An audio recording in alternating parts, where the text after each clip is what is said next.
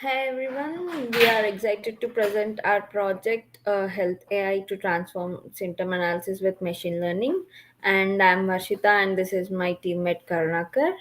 And we are group 18. And in next 10 minutes, we are going to walk you through a process of how to use machine learning to address a challenge in healthcare and a symptom analysis for using an AI. So I would like to have an introduction about it. Um, so we have used an artificial intelligence in reshaping healthcare by making it more accessible, accurate, and proactive. And but a major problem remains to many people still delay seeking care due to cost and distance and awareness. That's where our project came into an idea of we had a thought about it is our goal is to empower an AI that would help that is easy and accessible and which converts symptoms into a meaningful health insights, filling the accessible gap using AI.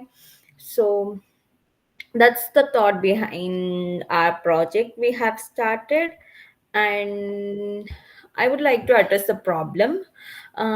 We began to identify the key problems with many people facing the confusion about symptoms and lack of timely access to care. On the other hand, healthcare system, especially in rural and undeserved areas, are already overburdened, and our idea is simple but impactful: to build an AI tool that is accurate, fast, and available 24 by 7 to assist users in self-assigning. I'm sorry, it's about self-assessment and help health professionals for early identifications. So why do you think this is crucial? Because early detection of a disease can lead to a better treatment outcome and reduce the healthcare costs. So we had a few literature reviews to start our model or start our project. Here are some of the literatures that we have reviewed, and overall we came into a conclusion that these from these papers we emphasize that need of scalable and explainable AI. So we have tried to build one in this project to create a tool that is both practical and trustworthy, but the thing is we have a limited data sets and limited access. So we were trying to do it, and we will be continuing to do our best in this project. So coming to our data set and the pre-processing of our data set. Our data set consists of 4,900 patient records with symptoms mapped. Here, the symptoms were in a text format where the disease and the symptoms of the disease were given. So we have mapped all these disease, clean, remove the inconsistencies, tokenize, and to break the sentences into words. And we have used the TFID to convert text into numeric features that models understand. And this processing was where we have to clean data to directly improve model accuracy and helps the model to read it. And we have numerize even for the model to understand our data set. And these are the few things that we have done in our model.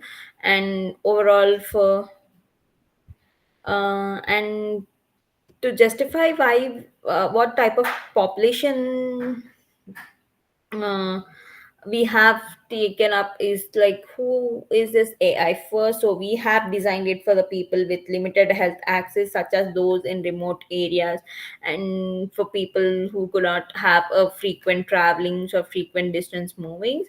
So it's also useful for community health workers to perform basic triage before professional intervention. This tool bridges the communication gap between with what patient feels and the action that should be taken, even in a low, connectivity areas. So these are the people we have targeted, and the idea came upon with. And the machine learning models we have used are logistic regression, Navi Base and SVM and random forest and gradient boosting. So, logistic regression is simple and interpretable baseline. So that's why we have selected this. And Naviwise we have, which is very fast and especially good for text. And as coming to SVM's, good in high dimensional data, which is excellent for that data. And but SVM we do not have high dimensional data as of now, but for the further development of this project we would definitely choose it. And for random forest, which is very accurate with assemble learning, and gradient boosting for reducing errors step by step. And coming to the uh, accuracy of uh, our slides and the score that we have got, that shows the random forest which have achieved 97.5% of accuracy, and gradient boost followed by 84.1. And this is because my, and I know it's random forest here shown, which is more trustworthy. Mm, So, most importantly, we used cross validation to make sure our models weren't just performing well on split of the data, they were consistent and generalizable too. And coming to the summary and workflow of the code, my project partner, my friend Karnakar, will follow with this. Hello everyone. Next one is code summary and workflow. Our implementation used the Jupyter notebook with well-documented steps like loading and cleaning data and running on ML pipelines for different modules and visualization results. We designed code module and production ready for using the function to make future enhancement and easy. Next one is analysis and interruption. Yeah, the model performed consistently well across training and testing splits. Random forest emerged as the best model, strong in both accuracy and interpretability. Certain symptoms had high predictive value, fever and cough, and predicted flu. For example, our confusion matrix showed minimal error and high risk of disease categories, making it safer for development. Um, Next one. Yeah, next one is logical coherence of results. One of the most important validation was medical sense making. The model linked fever and cough to infections and chest pain to cardiovascular issue, so it aligned well with clinical expectations. Importantly, the model was transparent in how decisions were made and free irrelevant predictions and context aware, meaning it did not confuse unrelated symptoms. Next one is innovation and practical impact. Yeah, next, health AI is more than prediction model. It can as a digital health assistant possible.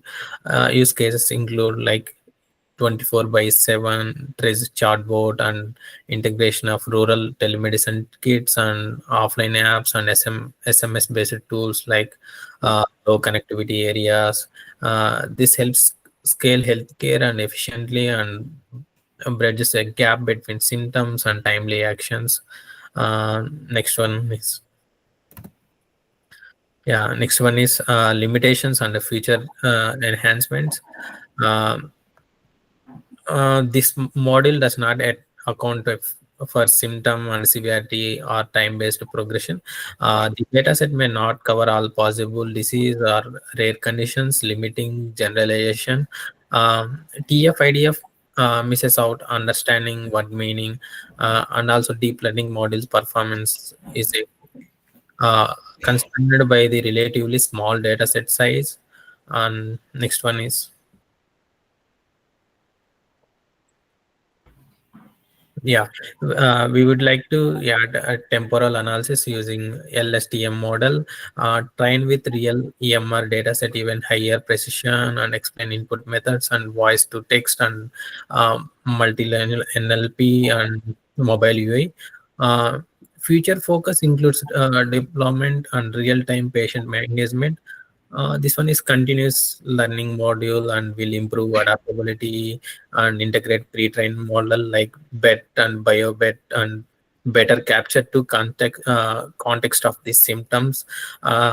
Apply data augmentation techniques such as a synonym and replacement or translation to enrich the data set, and use explainability tools like SHAP and Lime to make a model prediction more interactable, and build a user-friendly interface using tools like Streamlight and Gradio improve clinical usability.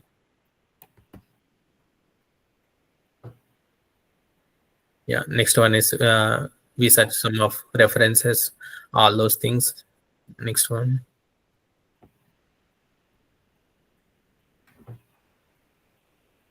Yeah. Conclusion in health AI shows how AI can democratize in healthcare. We built a fast and accurate and reliable tool that supports early diagnosis through user-friendly symptom analysis. Our work is step towards self-care tools and Power BI and AI. We hope encourage future development in this space. Uh, Next one, our workplace in groundwork area for self-care and support in real-world environments. Accuracy and accessibility are key to the early interventions. We hope to inspire wider adaptation and patient-facing AI tools. Next one. Uh, these two are GitHub links. Thank you.